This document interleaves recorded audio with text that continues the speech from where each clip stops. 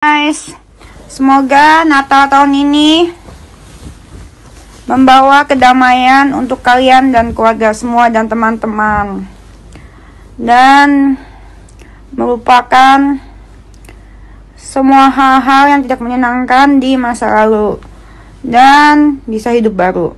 Amin. Natal tahun ini,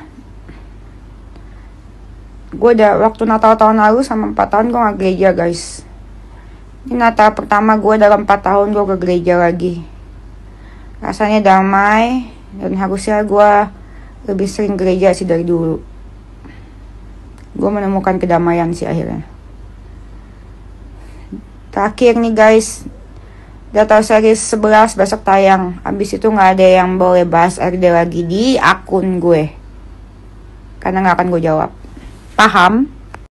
Gue mau melupakan semua yang kelam-kelam. Belum bisa lupa, tapi gue masih terus mencoba. Karena di hati gue tuh ada satu yang belum gue ungkapin, kenyesekan, dan sesuatu yang bikin gue jijik sama diri gue sendiri. Besok akan gue tayangin di Data series. Itu sebenarnya gue malu ungkapin, tapi mau gue ungkapin karena keterbukaan menurut gue benar-benar adalah pemulihan. Ya gitu. Keterbukaan adalah pemulihan, dan gue jauh lebih sadar kalau misalkan yang gue lakukan itu salah selama ini. Karena dari netizen juga komenannya ya benar juga, ya hujatan kan ya benar memang. Terus gue mau bentar lagi kan Data series sudah habis, kita lanjut ke misi selanjutnya. Halo sahabat 5D, Dennis Karista nampaknya masih belum mau berhenti untuk mengungkap perselingkuhannya dengan pria berinisial RD yang diduga adalah suami dari Ayu Dewi.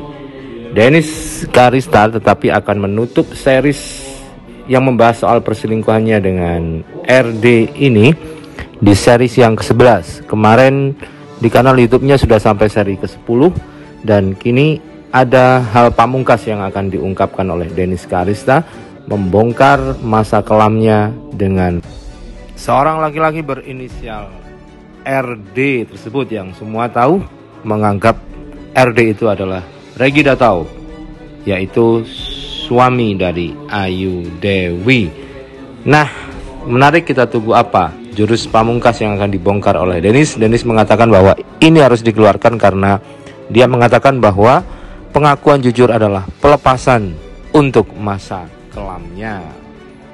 Bukti Desi liburan di Bangkok bareng RD. Suka nggak tau mie kamu? Suka. Kamu suka? Bisa. RD awalnya sempat meminta izin agar dirinya bisa liburan bareng teman. Masa Indonesia jadi cuma ada 7. Suka nggak tau mie kamu? Suka. Kamu suka? RD dan Adi sempat membicarakan resolusinya di tahun 2022. Udah 2021 aku udah merasa lebih chill lah. Pada kesempatan itu mereka pun berencana untuk liburan masing-masing. Jadi me time gitu ya, sendiri-sendiri ya. Ya, berarti sama gitu. Itu terjadi. Benar saja, mereka pun terbukti liburan masing-masing. Saat liburan bareng dengan anak-anak di Bali. Pokoknya kita mau kabur karena Sedangkan RD liburan ke Bangkok bareng teman. Pulang aku dari Bangkok. emang kamu jadi pergi? Udah hadir. Tiap hari nggak jadi. Bangkok. Bakso. Ke Bangkok mau makan bakso. Desi pun membenarkan bahwa mereka berdua pernah liburan bareng di Bangkok. Gue sama saudaranya. Satu hal yang nggak mungkin dia bisa maafin gue. Bukti Pertama, lain dia bikin bunga bunga yang papan dipesan kantor. Ardi untuk Adit adalah karangan bunga yang dipesan dari toko DC.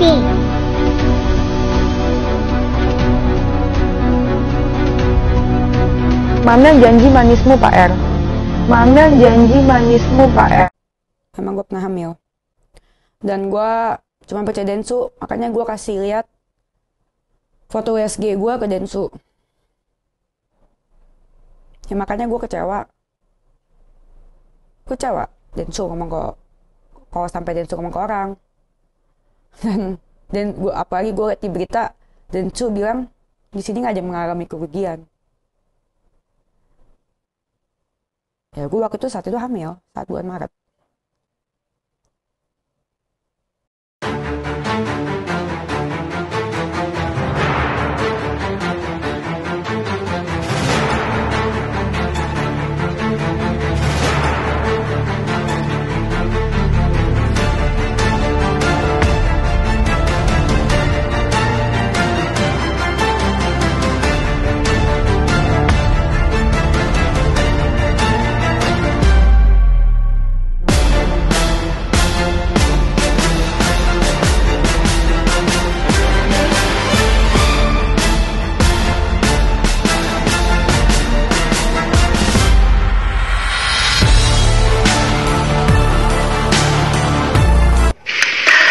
Pernahnya waktu itu sekali pas waktu itu dia mau janjian makan sama si R, tapi sebelumnya si R itu ketemuan sama gue dulu di restoran mana gitu, makan dulu ya di PP.